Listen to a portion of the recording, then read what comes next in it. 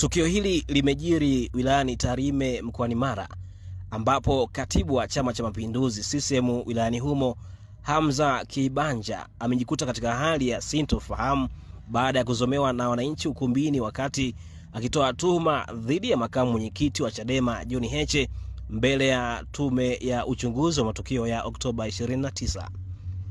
Tukio hilo lilitokea Januari 9, 2026. Tume hiyo inayochunguza matukio ya Oktoba 29, 2025 wakati wa uchaguzi mkuu ilipofika kukusanya maoni wilayani Tarime mkoani Mara, ikiwa inaongozwa na mwenyekiti wake Jaji Othman Chande. Kibanja alipokuwa akiwasilisha maoni yake, alidai kuwa Heche alihusika kuchochea vurugu zilizojitokeza wakati wa uchaguzi, kauli ambayo mara moja iliibua mzozo ukumbini baada ya waliohudhuria kuonesha kutokubaliana na madai hayo. Kila mtu anatoa maoni yake kwa uhuru. Naomba Jina naitwa Hamza Adam.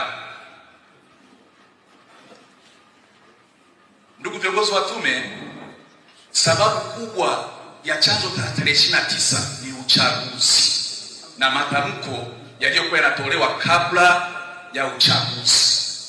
Mengi yanafichwa, lakini asilimia kubwa ni matamko makubwa yalikuwa yanatokea na ndiyo yaliyoashiria na kusababisha matukio yote yaliyotokea tarehe 29. Moja, mwezi wa 8 tarehe 5, makamu mwenyekiti wa Chadema Taifa alikaa kikao Kitagasembe akiwa na viongozi wa chama cha Safina Kenya. Akaharakisha akasema uchaguzi huu by any means, kwa namna yoyote hautofanyika.